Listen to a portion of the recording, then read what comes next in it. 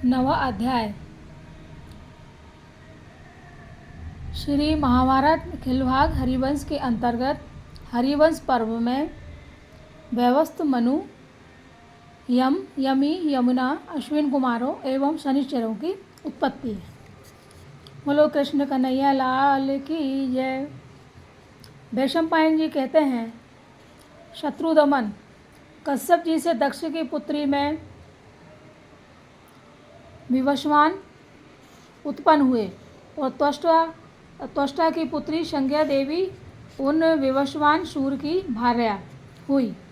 महात्मा मार्तंड की वह पवित्र अंतरकरण वाली भार्या भगवती संज्ञा तीनों लोकों में सूर्यणु के नाम से भी प्रसिद्ध है। यह रूप यौवनशाली संज्ञा अपने पति सूर्यदेव के मंडल के शीघ्र तप, तेज एवं दीप्ति के कारण प्रसन्न नहीं रहती थी। उस संज्ञा का रूप सूर्यमंडल के तेज से अंगों के संताप होने के कारण झुलस सा गया। अतएव सूर्य उसको बहुत अच्छे नहीं लगते थे। अदिति के अज्ञान में पड़ने पर कश्यप जी ने स्नेहपूर्वक कहा था कि वह मरा नहीं है किंतु गर्भ में स्थित है, इसलिए तब से सूर्य मार्तंड कहे जाते हैं। तात कश्यप के महात्म के कारण जीवित हुए विवस्वान में सर्वदा अधिक तेज रहता है। उसी तेजस्व कश्यप जी के पुत्र सूर्य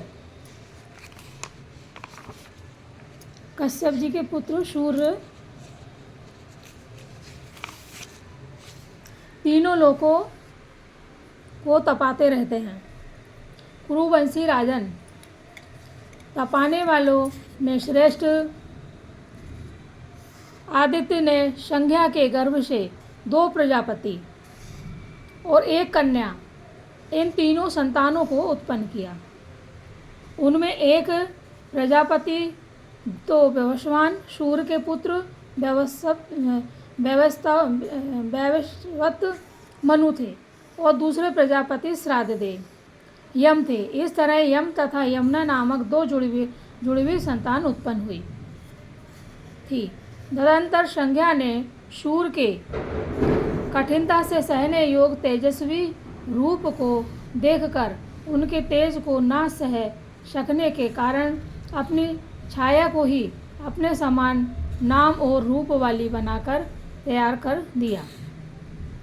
वह मायामयी संज्ञा की छाया से उत्पन्न हुई थी। नरेश्वर वह छाया संज्ञा को प्रणाम करके हाथ जोड़कर बोली, शुचि स्मृते, बताओ मुझे क्या करना चाहिए। श्रेष्ठ अंगों वाली मैं तुम्हारी आज्ञा का पालन करूँगी, तुम मुझे आज्ञा दो। संज्ञा ने कहा, तुम्हारा कल्याण हो। मैं अब अपने पिता के घर जा रही हूँ, तुम मेरे इस घर में शांत होकर रहो।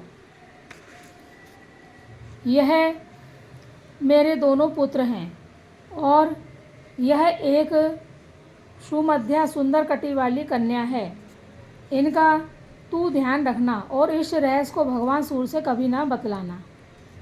छाया ने कहा, देवी, मेरे बाल पकड़े जाने तथा साप देने की नौबत आने के पूर्व मैं यह बात किसी प्रकार भी ना कहूँगी। आप सुखपूर्वक अपने पिता के यहाँ जाएं। वैशंपायन जी कहते हैं, अपने समान नाम रूप वाली छाया को आज्ञा देकर और उससे तथास्तु कहे जाने पर वह तपस्विनी लज्जित सी होती हुई अपने पिता त्वष्टा के यहाँ चली गई। पिता के पास पहुँचने पर उसके पिता ने उसे बड़े जोरों से डांटा तथा उससे बार बार पति के पास ही जाने के लिए कहा। तब निंदित कर्मों से सदा दूर रहने वाली वह संज्ञा अपने रूप को बदलकर घोड़ी का रूप धारण करके उत्तर कुरु के देशों में जाकर घास चलने लगी। उस दूसरी संज्ञा को भी संज्ञा ही समझते हुए सूर्य देवता ने उसके गर्भ से अपने ही समान पुत्र उत्पन्न किया। तात ये अपने बड़े भाई मनु के समान वर्ण तथा शक्ति वाले थे, अतएव सावर्ण कहलाए। वे ही मनु हुए, जिनका नाम श्रावण मनु है। उस छाया से जो दूसरा पुत्र उत्पन्न हुआ, उनको तुम शनिश्चर समझो। बोलो शनि महाराज की जय। यह पार्थिवी संज्ञा अपने पुत्र से तो अधिक स्नेह करती थी, परंतु वैसा स्नेह उनसे पहले की संतानों से नहीं करती थी। मनु ने तो इस बात को सह लिया, परंतु यम इसे न सह सके। वे वैवस्वत यम बाल स्वभाव एवं रोष के कारण तथा होनहार भावी के वशीभूत हो संज्ञा को पैर दिखाकर डांटने लगे। राजन, इस पर श्रावण की माता अति दुखित हो कोप में भरकर उन्हें शाप दिया कि तुम्हारा यह चरण गिर जाए। छाया संज्ञा के उस वाक्य से पीड़ित और शाप के भय से अत्यंत व्याकुल होकर यम ने हाथ जोड़कर पिता से वह सब बात कह दी। वे पिता से बोले, मुझे यह शाप न लगे। देखिए, माता को तो सब पुत्रों के प्रति समान रूप से स्नेहपूर्वक व्यवहार करना चाहिए, पर यह हम सबको छोड़कर सबसे छोटे से ही स्नेह का व्यवहार करती है। सो मैंने उसके ऊपर पैर उठाया ही था, शरीर पर मारा नहीं था। मैंने यह काम लड़कपन से किया हो अथवा मोहवश, परंतु आप मुझे क्षमा कर दो। संज्ञा ने कहा, बेटा, मैं तुम्हारी पूजनीय हूँ, तो भी तुमने मेरा तिरस्कार किया है, अतः तुम्हारा यह पैर निसंदेह गिर जाएगा। संतान तो कुछ संतान हो सकती है, परंतु माता को माता नहीं हो सकती। लोकेश्वर, माता ने मुझे शाप दे दिया, परंतु तपने वालों में श्रेष्ठ गोप्ते, आपकी कृपा से मेरा पैर ना गिरे, ऐसी कृपा कीजिए। सूर्य ने कहा, पुत्र, तुम धर्मज्ञ और सत्यवादी हो। तुमको जो क्रोध चढ़ाया, इसमें निसंदेह कोई बड़ा भारी कारण होगा। मैं तुम्हारी माता के वचन को सर्वदा तो लौटा नहीं सकता, पर महाप्रज्ञ कीड़े तुम्हारे चरण में से मांस लेकर पृथ्वी तल पर चले जाएंगे, तब तुम्हें सुख मिलेगा। इस प्रकार तुम्हारी माता का कहा हुआ वचन भी सत्य हो जाएगा और शाप का परिहार होने से तुम्हारी भी रक्षा हो जाएगी। फिर सूर्य ने संज्ञा से कहा, सभी पुत्र बराबर हैं, तो भी तू किसी से कम और किसी से अधिक इसने क्यों करती है। सूर्य ने यह बात बार बार कही, परंतु वह हंसती रह गई और उसने सूर्य से कुछ भी ना कहा। कुरुनंदन, भगवान सूर्य ने अपने चित्त को एकाग्र करके योग के द्वारा सत्य बात जान ली और साप द्वारा उसका विनाश करने के लिए उसके केस पकड़ लिए। तब अपनी शपथ के उतर जाने पर छाया ने सूर्य नारायण से सारी बात ज्यों की त्यों बतला दी। सूर्य नारायण इस बात को सुनते ही क्रोध में भरकर त्वष्टा के पास पहुँचे। त्वष्टा ने विधि पूर्वक उनकी पूजा करके जब देखा कि ये तो रोज से मुझे भस्म ही करना चाहते हैं, तब उन्होंने सूर्य नारायण को इस प्रकार शांत करना समझना आरंभ किया। त्वष्टा ने कहा, आदित्य, आपका यह अति तेजस्वी रूप अच्छा नहीं लगता। इसको ना सह सकने के कारण ही हरी संज्ञा वाले वन में हरी घासों को चर रही है। किरणों के स्वामी, आज आप हाथी के सूंड से खींचे जाने के कारण पद्मिनी के समान व्याकुल हुई, शुद्ध आचरण वाली और योग के बल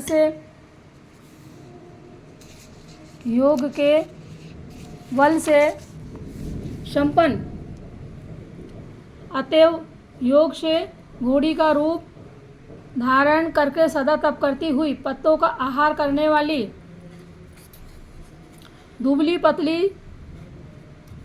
दुबली दीन जटाधारी और ब्रह्मचारिणी अपनी उस प्रशंसनीय भार्या को देखेंगे।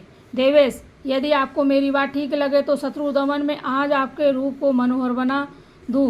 पहले सूर्य रूप तिरछा, ऊंचा और सब ओर से एक सा था। उस रूप से संपन्न होने के कारण ही वे विभावशु कहे जाते हैं। इसलिए उन प्रजापति सूर्य नारायण ने त्वष्टा की बात को बहुत अच्छा समझा और उन्होंने अपना रूप ठीक करने के लिए त्वष्टा को अनुमति दे दी। भारत, तब त्वष्टा ने मार्तंड सूर्य के समीप जाकर उनको उनको आसन पर चढ़ाकर उनके तेज को खरीदना आरंभ कर दिया। इस प्रकार तेज के छिल जाने से मतलब खरोदने लगे उनके तेज। इस प्रकार तेज के छिल जाने से उनका रूप खिल उठा और उनका रूप रम्य हो गया। यानी पहले तो सुंदर थे लेकिन सुंदर से भी सुंदर हो गया, अधिक सुशोभित लगने लगे, अधिक सुशोभित हो गया। तब से किरणों के स्वामी भगवान सूर्य के मुख का रूप बदल गया। उस समय से उनका मुख रक्त वर्ण का हो गया। उन मार्तंड के मुख से जो मुखराग छूटा था उससे 12 आदित्य उत्पन्न हुए।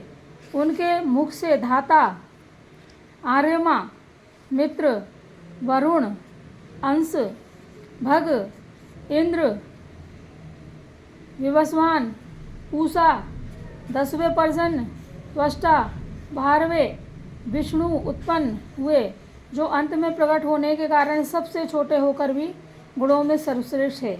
गंध, पुष्प, अलंकार और प्रकाश मान मुकुटों से सुशोभित अपने शरीर से उत्पन्न हुए। उन आदित्यों को देखकर भगवान सूर्य बड़े प्रसन्न हुए। इस प्रकार सूर्य नारायण का पूजा कर त्वष्टा ने उनसे कहा, देव, अब आप अपनी पत्नी के पास जाइए। वह उत्तर कुरु देश में भ्रमण कर रही है और हरी घास से भरे हुए वन में घोड़ी का रूप धारण करके विचर कर रही है। तब सूर्यनारायण ने भी अपनी पत्नी के रूप के अनुसार घोड़े के समान विचरण करने के लिए घोड़े का ही रूप धारण कर लिया। उस समय सूर्य ने ध्यान से देखा तो उन्हें तेज और नियम के कारण सब भूतों से अदृश्य घोड़ी का रूप धारण करके किसी और से भी भय की आशंका ना निर्भय होकर विचरती हुई अपनी भार्या शंका दिख पड़ी। राजन, फिर तो घोड़े के रूप में भगवान सूर्य उसके मुख के समीप पहुँचे, पर वह पर पुरुष की आशंका से मैथुन के प्रतिकूल चेष्टा करने लगी और सूर्य के वीर को उसने अपनी नाक पर से गिरा दिया। उससे वेदों में श्रेष्ठ अश्विनी कुमार नामक देवता उत्पन्न हुए। वे दोनों अश्विनी कुमार नाशत और दशत्र नाम से प्रसिद्ध हैं। भारत ये दोनों 8वें प्रजापति मार्तंड के पुत्र हैं। इन्हें सूर्य भगवान ने अश्वरूपा संज्ञा के गर्भ से उत्पन्न किया था। तदनंतर सूर्य ने उसे अपने मनोहर रूप में दर्शन दिया। जन्मेजय, तब वह स्वामी को देखकर बड़ी संतुष्ट हुई। इधर यम अपने उस कर्म से मन ही मन बड़े दुखित थे। अतएव वे अपने धर्म राजस्व के अनुरूप ही धर्मयुक्त आचरण से प्रजाओं को प्रसन्न रखने लगे। उस श्रेष्ठ कर्म के कारण उन महाकांतिमान धर्मराज को पितरों का आधिपत्य और लोकपाल का पद मिला तथा वे तपस्या के धनी प्रजापति सावर्ण मनु हुए। वे सर्वसामर्थ सावर्ण भविष्य के 8वें मनवंतर के मनु होंगे। वे आज ही सुमेरु पर्वत के शिखर पर घोर तप कर रहे हैं। इनके भाई शनैचर ग्रह बन गए और जिन नाशक्तियों का वर्णन किया है वे स्वर्ग के वेद बन गए। वे उपासना करने वालों के घोड़ों को शांति देते हैं। उसी तेज की छीलन से त्वष्टा ने विष्णु भगवान का सुदर्शन चक्र बनाया। वह दानवों के अंत करने की इच्छा से बनाया गया चक्र युद्ध में किसी प्रकार भी व्यर्थ नहीं जाता। उन दोनों में छोटी जो यमी नाम की यशस्विनी कन्या थी वह नदियों में श्रेष्ठ लोगों को पवित्र करने वाली यमुना हुई। मनु संसार में मनु कहलाए और सावर्ण भी कहलाते हैं। उनके दूसरे पुत्र और मनु के भ्राता जो शनिश्वर हैं उन्होंने सब लोकों में पूजित ग्रह का पद प्राप्त किया। जो मनुष्य देवताओं के जन्म की इस कथा को सुनता है अथवा मन में धारण करता है वह आपत्तियों से छूट जाता है और बड़ा भारी यश पाता है। इस प्रकार श्री महाभारत खिलवाड़ हरिवंश के अंतर्गत हरिवंश पर्व में वैवस्वत मनु आदि की उत्पत्ति विषयक 9वां अध्याय पूरा हुआ। बोलो जय श्री कृष्ण।